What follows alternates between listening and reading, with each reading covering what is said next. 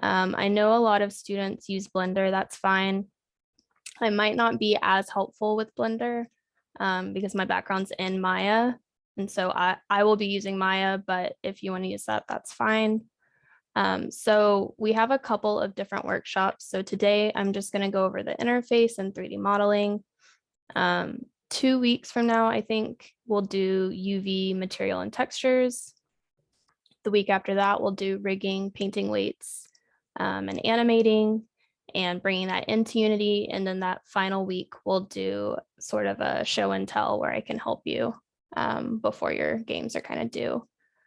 And so today we're going to go over the interface. Another thing is I'm going to keep these really short. So if you're looking for more detailed tutorials, please look at the YouTube channel. There's several videos in there for both Blender and for Maya for all different levels. This is going to be really essentials and beginner. So if you are more advanced, you might know most of the things that I'm already talking about, but there are a bunch of different tutorials in that YouTube channel. And so again, today we're going to go over the interface and 3D modeling. One thing I just want to talk about before we start is there's a couple of different ways that you can do 3D modeling depending on if you're looking for a low poly style or if you come from a sculpting background where maybe you want to do something like ZBrush and bring it into Maya. Depending on which one you're doing, you really want to practice your workflow before you start jumping in and doing 3D models. So you want to practice how you're going to model and how you're going to texture and rig and animate. You don't necessarily want to jump in and do your character at first and not know the tools. So be sure to practice. And so when we're doing this process, we want to do things like blocking things out, gray boxing our levels and our layout.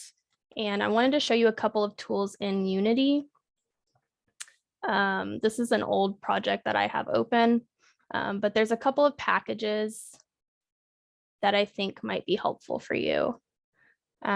You probably already know a couple of these. So there's Pro Builder. Let's see if I hit. Let me actually create a new scene real quick. Because this one looks a little bit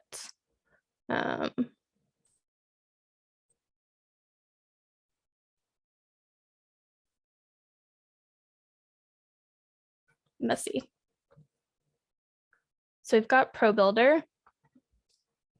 And Pro Builder is great for gray boxing your levels because you can do different things like you can do stairs.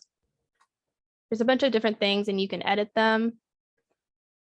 So I'd suggest downloading this one in the package manager. There's all kinds of different things. One of the other ones is Polybrush. And Polybrush, you can create different 3D models. You can add textures to them.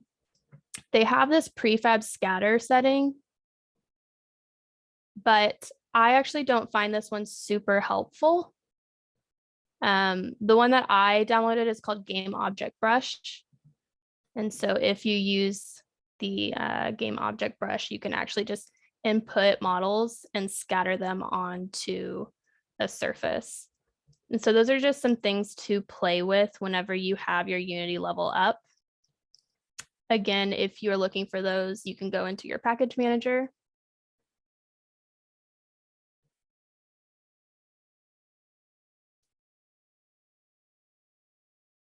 And if you go into your package manager, you should be able to find Pro Builder and Polybrush. So we've got this Polybrush right here. And you'll want to make sure that you import these shaders. And then there's also Pro Builder. So those come with Unity. The Game Object Brush that I was talking about, that will be in the asset store. So you'll need to look that up. And I'm on Discord with all of you, so I will post links to all of these different packages and assets that I'm talking about so you can explore them further. But it's just a good idea to start gray boxing and blocking out your level to figure out scale, flow, things like that. And so keep those in mind. Again, that is Polybrush, Pro Builder, and then Game Object Brush. There's also, let's see.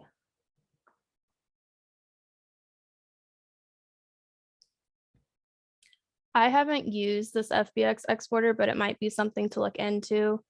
I think you can go back and forth with the Pro Builder geometry. So, you know, if you create stairs, you can export it out of Unity into Maya and edit them and bring them back in. So that's another one. I haven't looked at this one in depth. I might do that this weekend and give you an update on that. But another one you might be interested in installing. So that's really all I want to cover for Unity today. I'm going to use the rest of the time to be in Maya. We'll come back to Unity for the next workshop when we're bringing models with materials and textures across. Actually, maybe I'll just keep it minimized in case I have any questions at the end. Give me 1 second to move a couple of the Zoom things out of the way.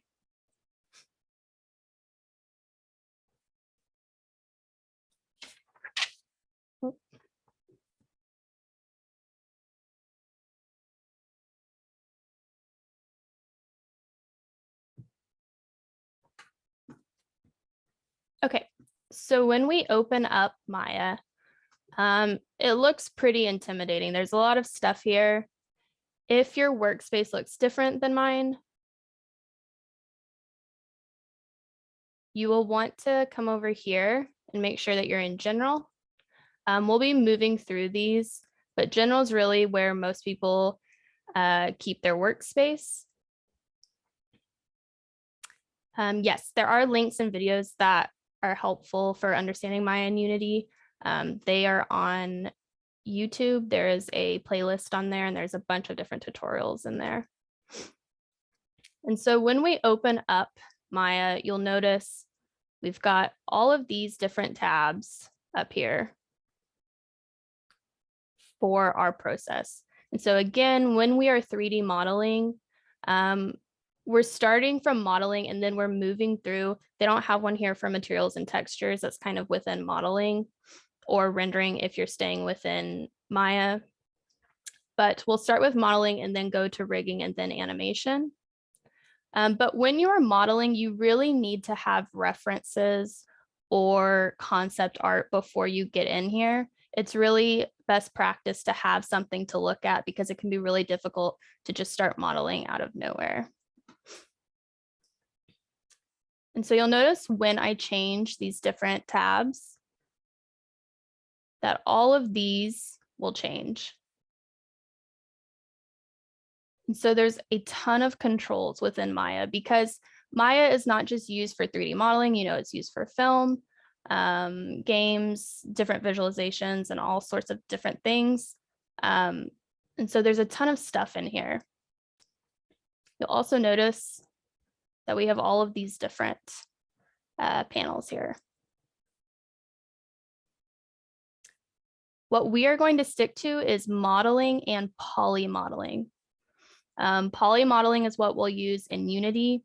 You can model using curves and surfaces, but those are not going to work as well for Unity. You have to convert them into polygonal modeling. So we're going to stick with poly modeling.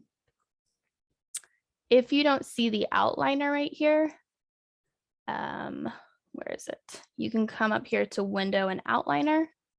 You always want to have the outliner open because it'll tell you all of the different objects and their groupings. So for example, if I click this to create a primitive, you'll see I now have a cube right here. And this is going to be super important whenever we are rigging things, because when we do a bone structure, we'll have parents and child or children. And so those will be within here and there will be different joints and constraints and controls and things like that. So you want to make sure you have your outliner up. Again, that's Windows Outliner. If you're brand new to 3D modeling, you also want to get used to the controls. And so I'm on a Windows, I'm holding Alt and left clicking to rotate around. If I click on the middle bus, I can pan. I can scroll to zoom, or I can right click and hold Alt. And you'll notice that I have this little green border when I have something selected as an object. If I want to get to controls quickly, what I'm going to do is hold right click. And I can go to face, vertex, and edge. Those are the ones we're going to focus on today. And I can start to edit things. You'll see I have the move over here. I've got rotations. And I've got scale. One thing as you start to develop your 3D modeling skills is you will want to get used to using hotkeys and different shortcuts. And so these shortcuts for move, rotate, and scale are W, E, R.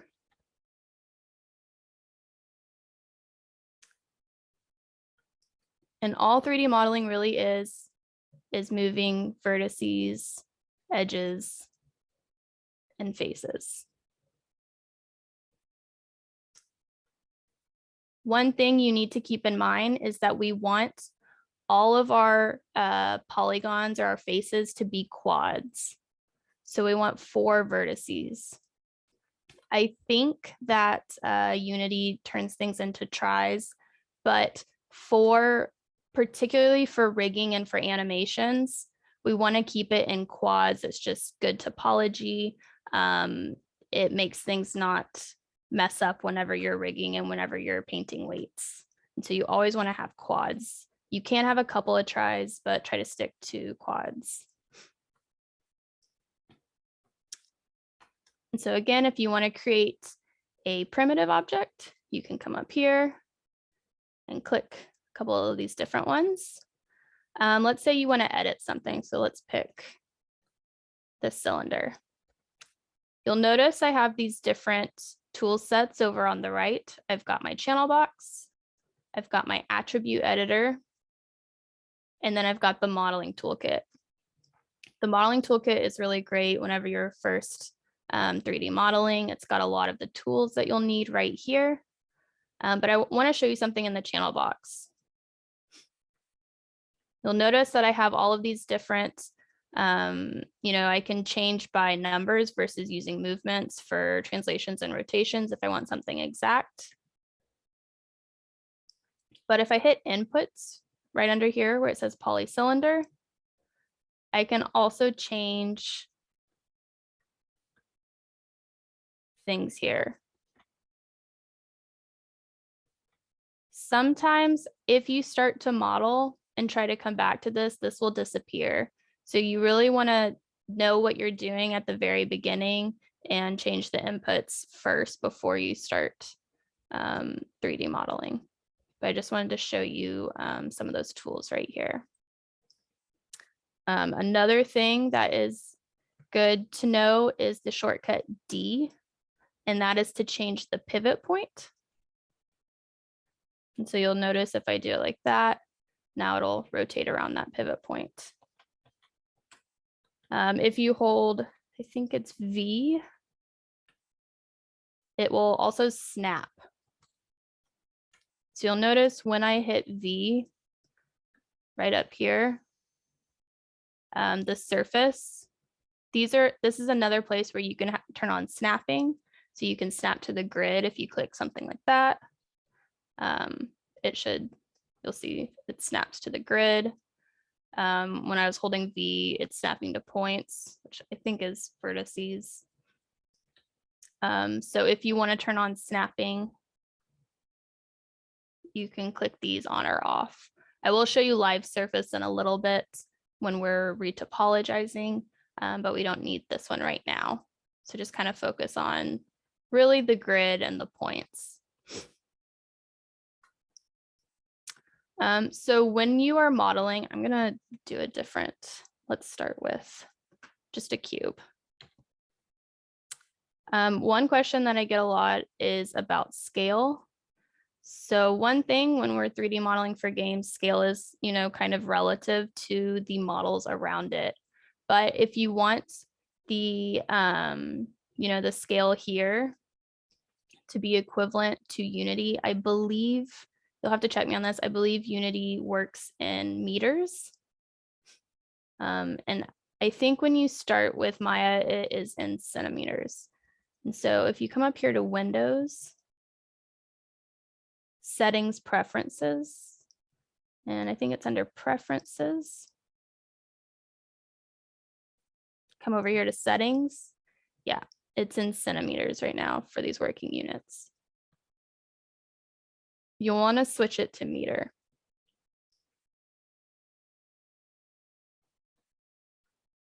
And so you'll notice now my cube looks very small compared to what it looked like on the grid before.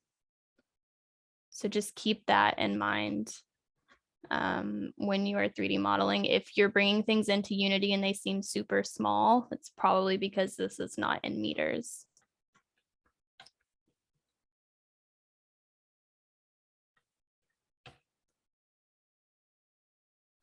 And so let's say I have this, and you'll notice right now the scale is 168 over here. Sometimes you want to start with something and then zero things out because you're going to want to have it be specific. And that's called freezing transformations. If I come up here to modify and click freeze transformations, you'll notice that change back to 1 and 0. So it's kind of starting over, kind of clearing this information. So that's kind of it for this channel box right here. Again, I'm in general. You can go over into modeling when you're modeling. I typically keep it here, but it will be helpful when we get into UV editing to move into some of these different workspaces. And so if you come over here to the modeling toolkit, they have a couple of different tools here that are really helpful while you are modeling. But I also want you to notice that they are all up here as well. And if you select something like a face and hold Shift and the right click, you will get all of these tools right here. These are all shortcuts, and they pick shortcuts based off of most commonly used things, particular to whether you're in vertex, edge, or face mode. And so there's multiple ways to get to all of these different tools. I'm going to really quickly go over a couple of the main tools you'll want to use. I'm not going to go over all of them because it'll take up all of our time, and a lot of those videos go over how all these different tools work. But some of the main ones you'll want to know is add divisions. And you can do that for the entire object, or I believe you can just select a face and hit add divisions for a particular face. So I'm gonna undo that and do it for the whole object though. So this is how we add topology. You'll notice when I did that, I have this little heads up display that's telling me my poly count. And optimization, my background's from film, so even though this was somewhat important, it was less important because we're rendering. But for real-time things such as video games, this is super important to keep track of your poly count. If you're doing low poly, I get asked a lot, how many polys is low poly? Well, that depends on your scene. How big is your scene? What are, some of the other things you're using post-processing, things like that. There's a lot of different things that go into it, but typically low poly is around 8K or less. And you're going to want to look at tries because I think Unity turns it into tries. And so you'll see that whenever I click on and off, that number changes. And if you don't see it, come over here to display, heads up display, and select poly count. Alrighty, so some of the other tools that are super handy, the main one is Extrude. So if I'm actually gonna see if I can undo out of that add divisions. And I'm gonna show you how Extrude works. So if I hit Extrude, I can create these new, I'm kind of pulling new pieces out. And so with this face, you know, I can scale it in different ways.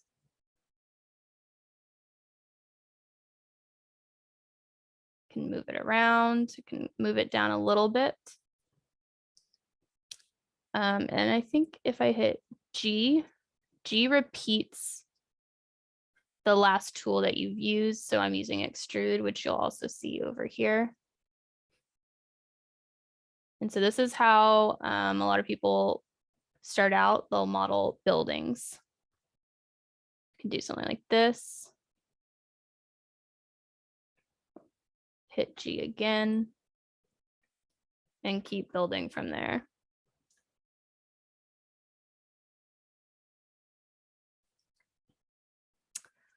One thing to keep in mind, and this is a common mistake when people are first starting out with modeling, is if you click off. So let's say I'm right here, I hit G, so I'm extruding again, I click off, and then I click back on, and I hit G again. You'll start to notice things are getting wonky, and that's because you did extrude. Even though you clicked off, you did extrude, and so there's more topology here. And it's hard to see in this view. So if you come right here, you can go into wireframe mode. And I think I should have a couple different vertices right here. Yeah, you'll see if I zoom in and move this, that I have two vertices right on top of each other. So again, you can go right here to click that on and off. And all of this is to say that you need to be really careful when you're using Extrude, because you can accidentally create more topology that you're unaware of.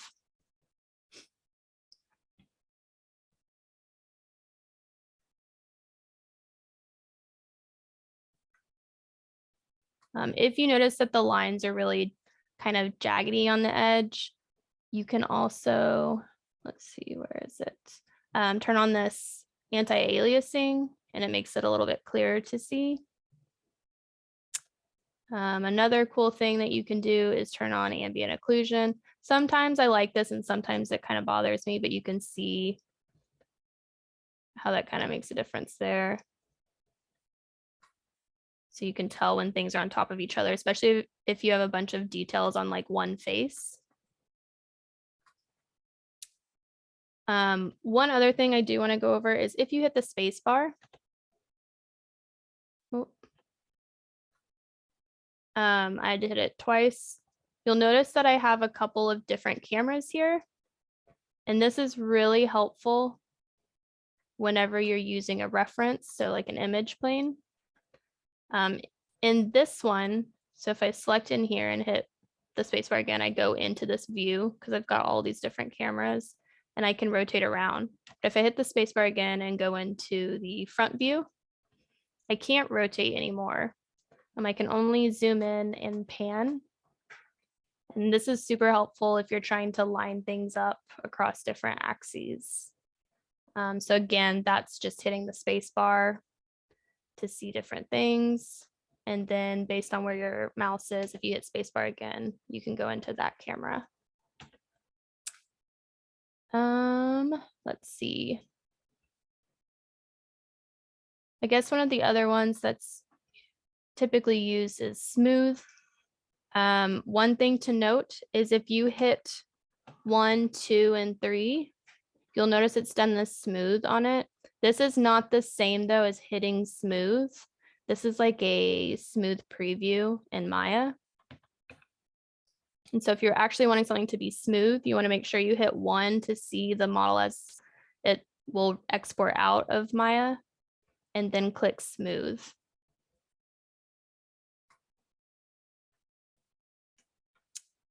A couple of other ones that are typically used are Bevel. There's all these different things that you can play with. Let's see.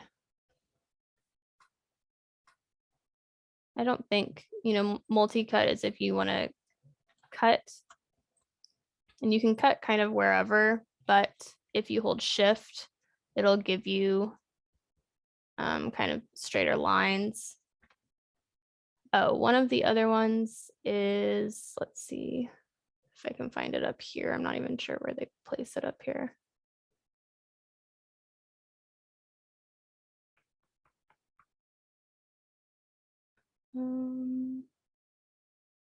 Insert edge loop. This one is super helpful.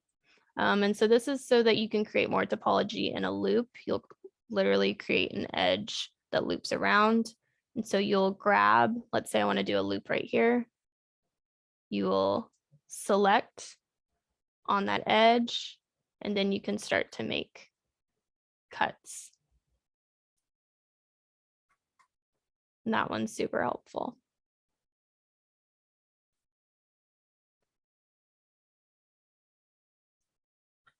So those are kind of the main tools that I wanted to go over.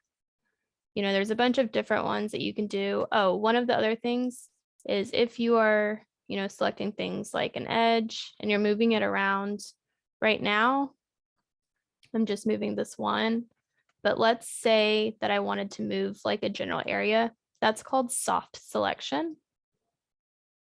You can come over here and turn it on, or you can double click right here and you can change some of these settings in here, and you'll see soft selection down here.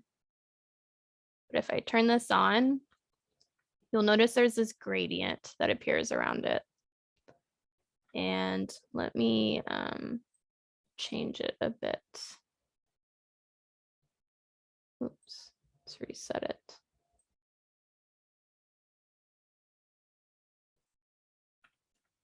Actually, let me try it in here. So you'll see it better there. So if I'm changing this fall off radius, I'll start to pull more with it.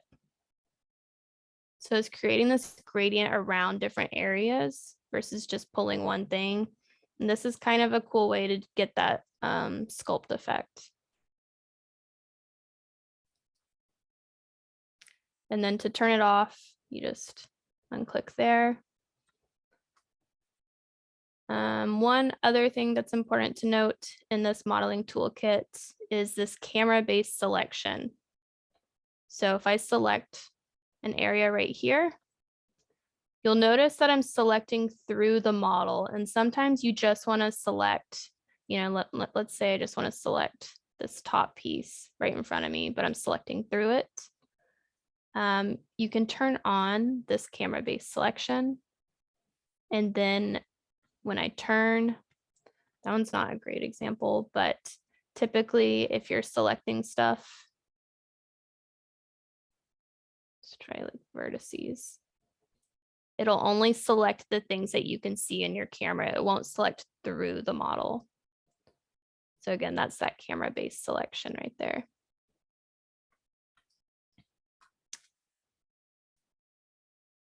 I'm going to show you a couple of, I had a couple of things written down that I wanted to show you that I think might be useful for you. Let's see. One thing to keep in mind is if you're deleting things, let me see if I can find a good example. You can select a face and delete it by just hitting delete, but edges don't work the same way. And so let's try this edge. If I double click, I've selected the entire loop. And if I hit delete, sometimes it won't even work. Sometimes it'll disappear like that, but you'll notice this is no longer one edge like we would imagine. And see how it's going like that. If I go into vertex mode, you'll notice there's actually a vertex that it's left behind. And this is bad topology because now this is no longer a quad. And so if you want to delete an edge, you really need to do Shift, right, select, and come over here to delete edge. Let me make sure I'm in edge mode.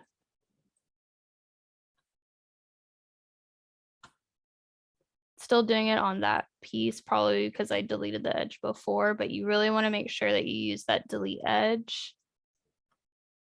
Like on this one, it kept us from getting more vertices right there. So again, if you're wanting to delete an edge or an edge loop, hold Shift, right click, and do delete edge. A couple of things that might be useful for you. Let me scale this up.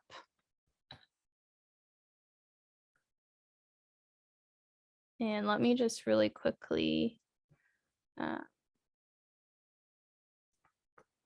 insert some loops. And this is not gonna look great, but it's fine. All right, so let's say I want to create the exterior and interior of a room that I'm gonna bring into Unity. And so I'm gonna have a plane in Unity. I'm gonna bring this in. I'm gonna delete one of these faces and have this little doorway. If you bring this into Unity, it's going to look messed up. This is not going to look like the interior of a room. And that's because of normals. Essentially what normals are, I don't know the math behind it, but it's telling Maya or Unity which way a face is pointing.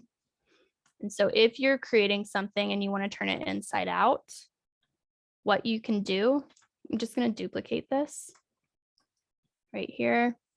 If you come up here to mesh display, come over here to normals. And if you hit reverse, you'll notice now this outside, it's kind of turned inside out. It's flipping it inside out. And so now it's hard to see in here, but it's like an interior room. So if you're creating a space that you want someone to go in and out of, best way to do that is to duplicate. So I'm doing Control D. You'll see I have this P cube right here.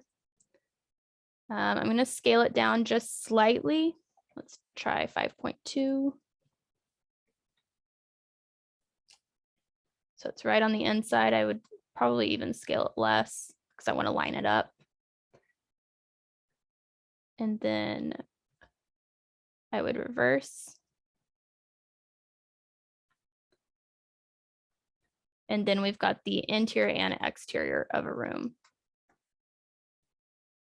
And so anytime if you're modeling and you see how it's creating that, that's I think that's more my rendering because it's not intersecting here. But typically if you see that Z shading, that means two faces are intersecting, and that's bad topology. So you'll want to double check. So let's just go into this view. And it looks okay. I'm comparing these two lines. But you don't want anything intersecting. And so if you ever see a face and it's got that really dark look on it like this, that means it's turned inside out or the normals are facing the other way. And so what you want to do again is come up here and reverse. Or if you need to just fix it, you can say set to, you can reverse and then set to face. I'll quickly show you one more thing. Scale the sphere up. I'm going to try to add divisions. Hopefully this won't crash my computer. So let's say you want to sculpt. If you want to sculpt, you have to have a lot of topology. We are not going to be able to sculpt onto this. There are some sculpting tools here that you can play with.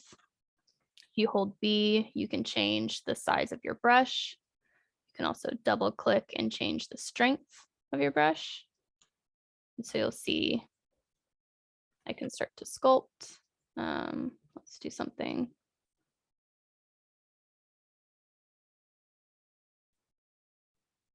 I think Blender has some cool sculpting tools also.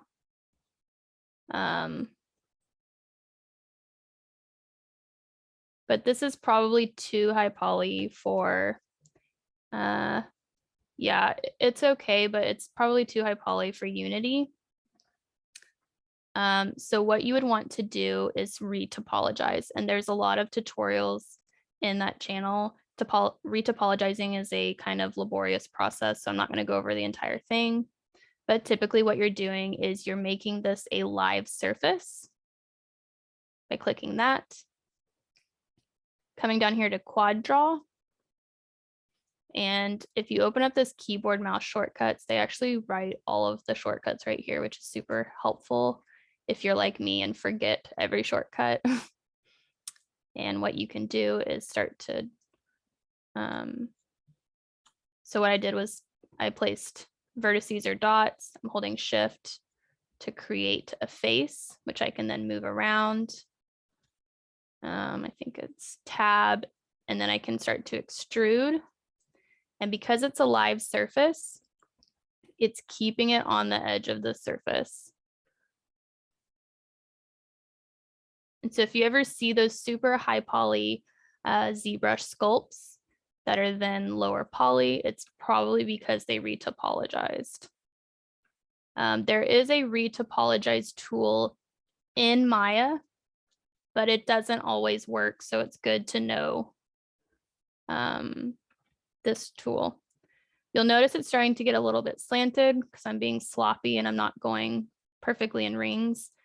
If you hold shift, you can also relax points and it'll try to get it where it thinks you need it. I think if you hold, I'm holding tab, shift, and middle mouse, you can start to pull rings up. And so that's, you know, I'm holding this shift to relax it. You have to keep revolving around it while you're doing it, though. You can't just hope it's going to follow it because things break kind of easily. But you can see how if I do that, and then right now I can't click the sphere because it's still live. So I need to select this up here.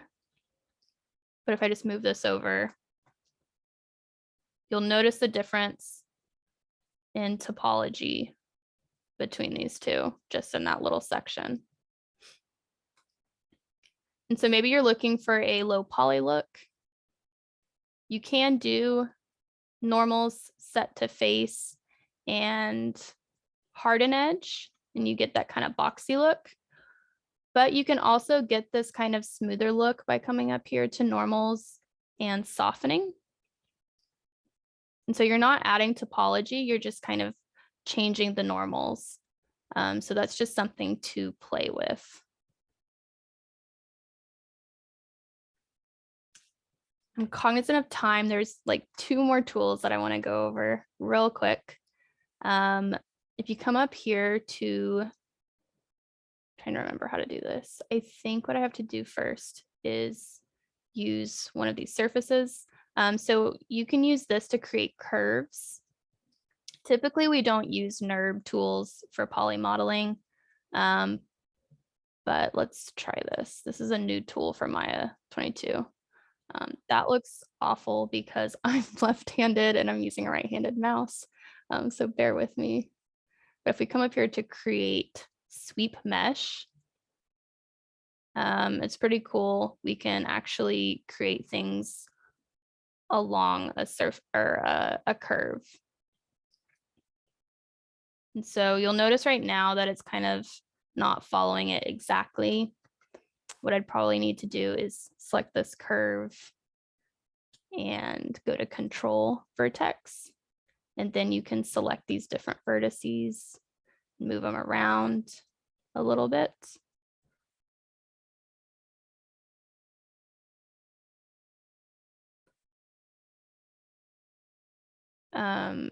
But if I come back to this and come up here to the sweep mesh, I can change what kind of shape is sweeping it. I think you can do like multiple of things. So if you're doing something like hair, this is a cool tool to use.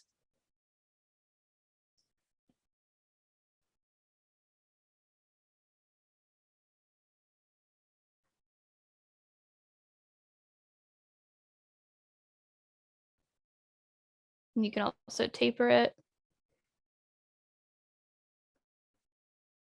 You can customize the taper here.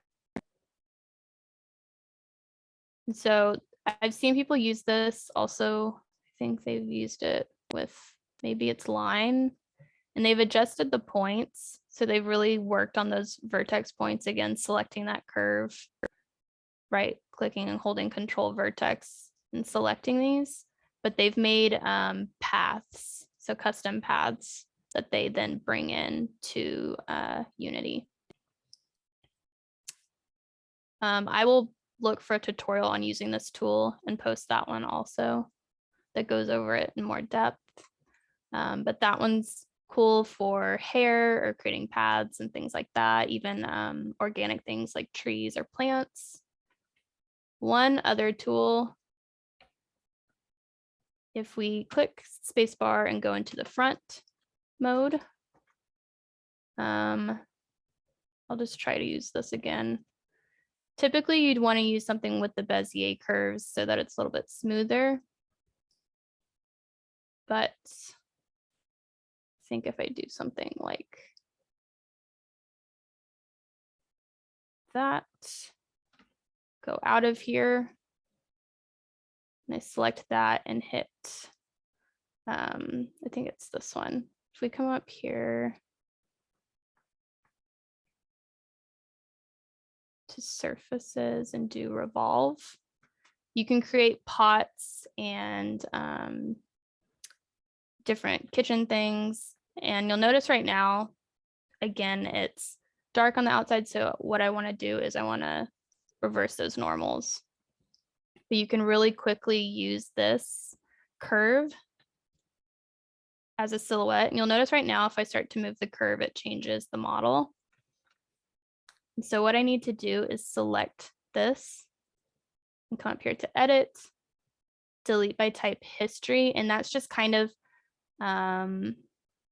breaking apart the information so that it stands alone as its own thing.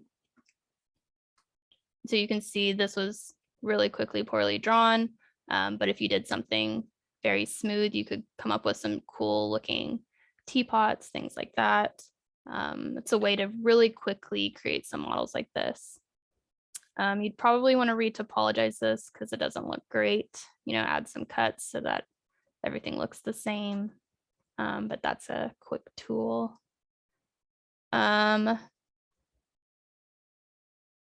There's deformers in here that are also helpful.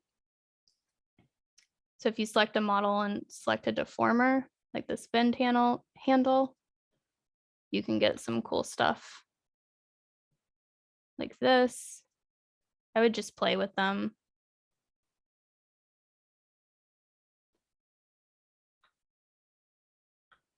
So again, all of those are up here under deform. We'll go over blend shapes when we're doing animation because that's how you do face animations. But you can play with lattice or these nonlinear. And just so you know, with Maya, if you select this little box right here, you get all of the options here, the advanced options to change things. The one last thing is it's kind of more for next week, but some people, when they're doing plants, depending on your, art direction, your style, maybe you want to draw them in Photoshop and put them on planes. instead of 3D modeling something like a leaf. And when you do that, you'll notice when I created this plane, it's actually really high poly. I'm just gonna do like 2 by 2. One of the great things about this is that instead of modeling, we can actually just bring in an image with transparency and place it on here. And then we can take the vertices and move it to create a bend. So actually, if I create these, just imagine there's like a transparent leaf on this. I could start to move these. And so you can see how if you wanted a bush with a bunch of different leaves on it, using this would be much lower poly than 3D modeling the leaves over and over. Again, I'll go over that next week when we're doing materials and textures. Because one thing is with planes, again, this side will not render through on Unity. It'll look weird. So what we'll have to do is actually duplicate the plane and reverse the normals. And then what we'll do is select both of them and target weld. If I can get this to work. Can't get it to work right now. We'll go over that next week, but basically we'll create these into one model.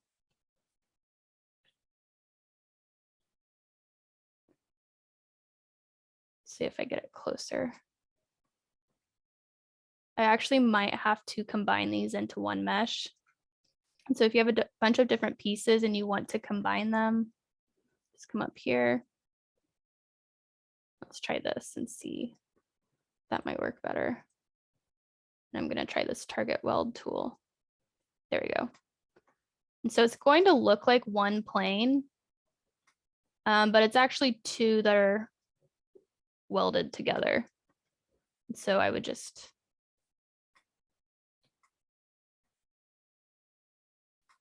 go around. I think I grabbed something kind of weird over there. That's why it's creating that. Yeah. Yeah, I grabbed all three of them. Anyways, we'll go over that next week. But that's an easy way to do things that are more 2D looking, more illustrative versus sitting there and 3D modeling something. And especially if you're doing something like a forest scene and it's a big level and you're worried about optimizing it, this is a great process to consider. So Kylie Shannon asked in chat, is it possible to just extrude the faces to add width to it? Yes, you can do that. The only thing is if you do that, it will have a tiny width to it and you might be able to see it in Unity. And so if you're using the target weld tool, you'll notice, I keep grabbing multiple, but you'll see that has no width. That's like 2 pieces of paper versus if you extrude, there's just going to be a tiny bit on the edge that you're going to have to deal with UVs because this is 2 planes on top of each other. And so when we UV it, it'll just be 2 planes versus this tiny little rectangle in the middle.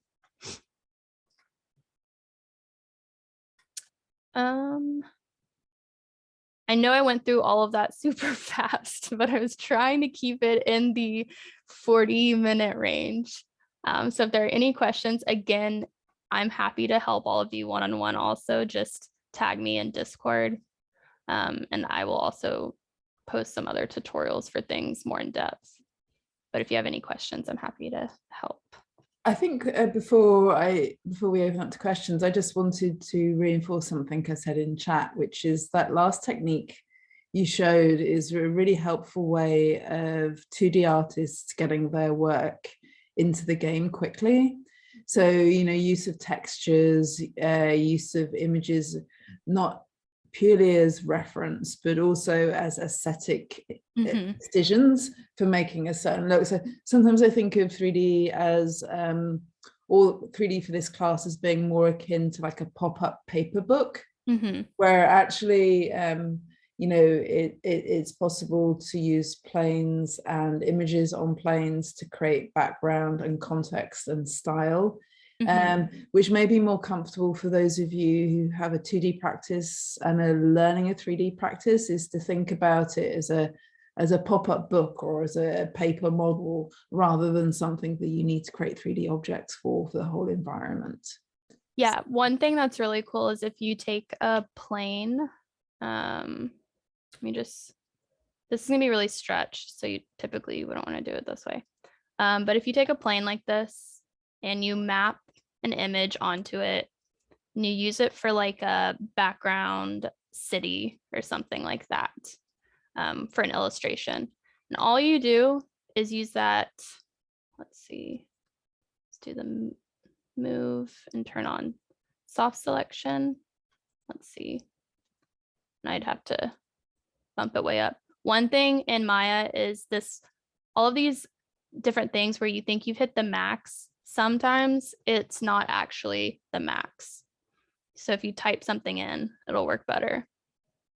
It'll like open it up more. But if you take something like that and just pull things a little bit to go around your scene, it gives it that three-dimensionality of a game without it actually being in 3 dimensions. So it's kind of like that diorama look.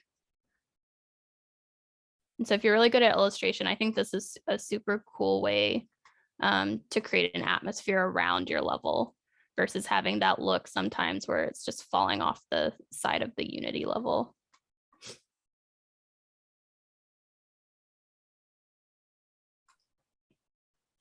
Thanks, Kylie. So I guess we can open up for questions now. Yeah.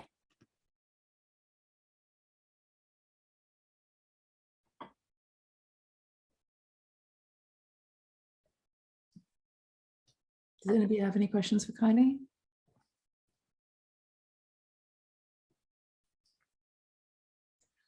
As people are preparing their questions, I had another question for you. And I think that another way of thinking about art for games that I find helpful, useful, is to think about building blocks. So to think about sort of primitives and shapes that you can reuse and place to populate your environment. So what are the core base list of objects that you need to create, and how can you break those down into sort of building blocks so that you can reuse and replace them? So there's so you don't need to model everything. You think more strategically about the sort of primitives you want to use to build up your level. I wonder if you have any sort of particular tips about reuse of objects or about strategies of creating an environment. Yeah, I think one of the things that I think is really great is the use of prefabs in Unity, because you can take a model. So let's say it's a building or something that you interact with a lot, and you can use the same shape, but you can assign different materials and create different prefabs. And so they all look different, even though you're using the same topology. And so we'll get into that with materials, but I think that's a super useful way of reusing things. Also, you can create something like a base character model.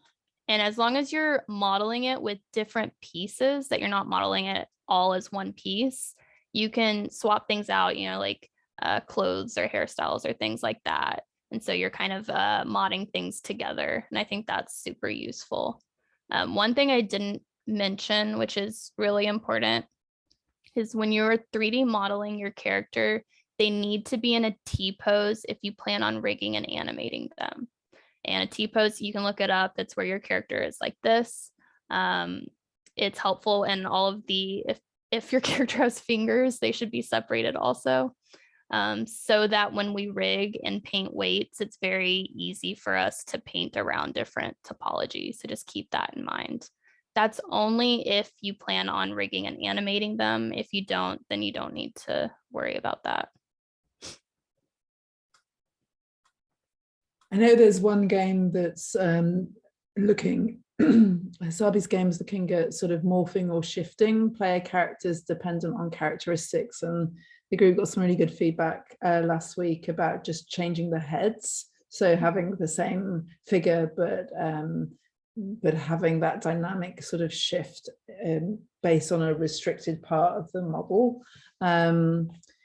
Yeah, so I don't know if, Sabi, that's something that your group have ended up taking on board as a stylistic decision, because I think some of the things about your concept indicate a requirement for a lot of art. And so anyway, yeah, I was just curious if there were any questions from team leads or from team members in the room when it comes to thinking about how to plan out your 3D. So another question from Shannon is actually, Sabi, do you want to, because you unmuted, so I cut you off, which I didn't mean to. I'll get to Shannon's question after. No, it's fine. I was saying, yeah, we're going to take that direction of having half transformation, so half human and half animal. So our team, they're currently working on it, and because it's an ongoing process, I'm pretty sure I will have more questions later on. Okay. But right now, I don't have any specific question. Okay. Yes. Great. So Shannon's question in chat is, does retopologizing have any effect on the rigging and weights, or does it depend on the original topology? So retopologizing does have an effect on rigging and weights, and that's why you want to retopologize. So a lot of times people are retopologizing because they bring in something from ZBrush and they want to make it lower poly. But other times you might not even have a high poly mesh. It might just be ugly. When you click on it, you can tell the topology is bad.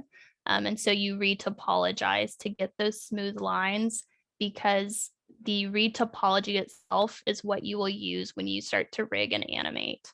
And so when you're doing that thing, you know, when I had the blob and I pulled that piece across, I'm using that blob as a reference, but that is no longer my 3D model. The retopology is now my 3D model that I will then rig and paint weights and animate.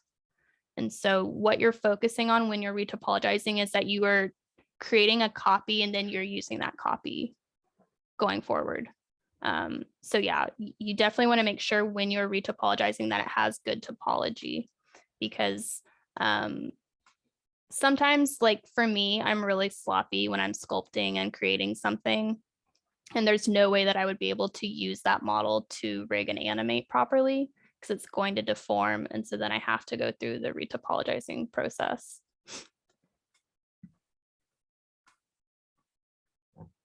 Any more questions from the room?